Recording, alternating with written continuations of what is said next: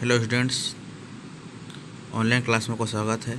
आज हम पढ़ेंगे क्लास 12th का इंग्लिश का बुक, जिसमें थर्ड पोइट्री है keep quiet.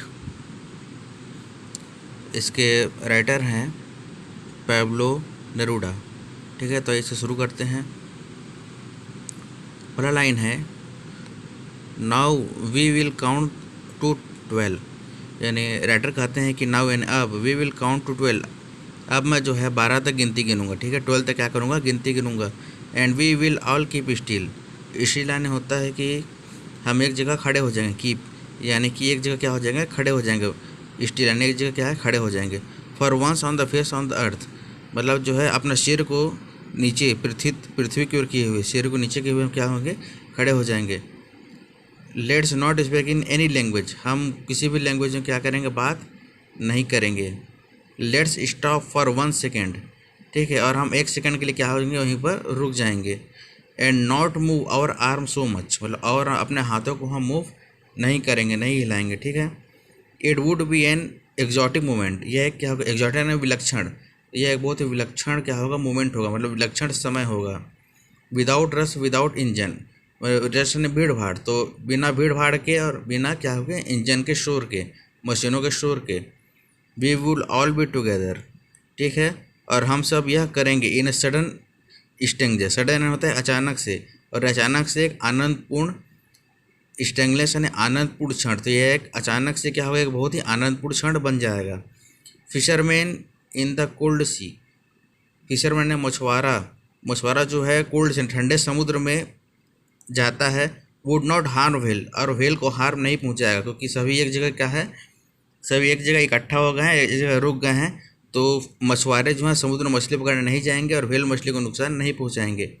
And the man gathering salt, gathering होता है इकट्ठा करना, साल्ट है नमक, और जो व्यक्ति जो नमक इकट्ठा करता समुद्र से, would look at the his hands, मतलब क्या करेगा, अपने हाथों को देखेगा। मतलब क्या, वो आराम करेगा, काम नहीं करेगा, और अपने रूखे हुए हाथों की तरफ क्या करेगा, वो ध्यान देगा।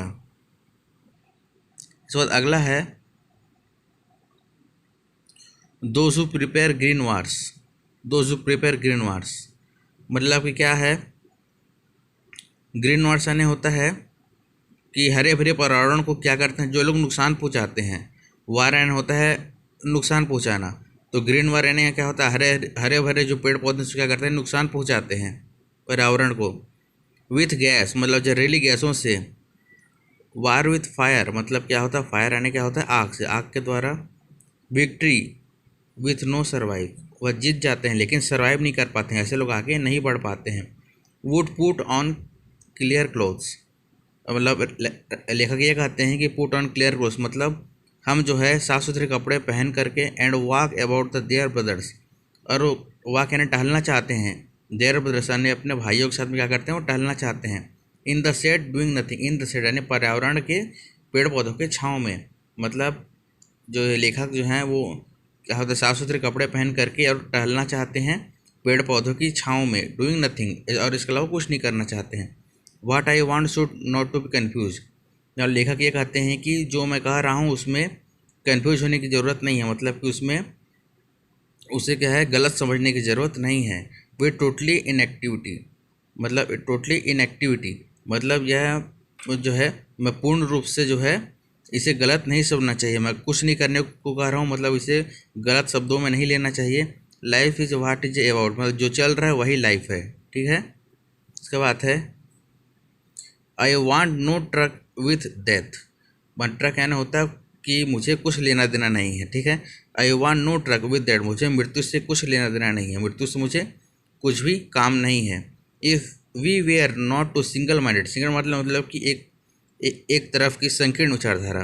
If we were not so single minded, तो यदि हमारा यदि एक रूप सोच नहीं है, संकीर्ण विचारधारा नहीं है।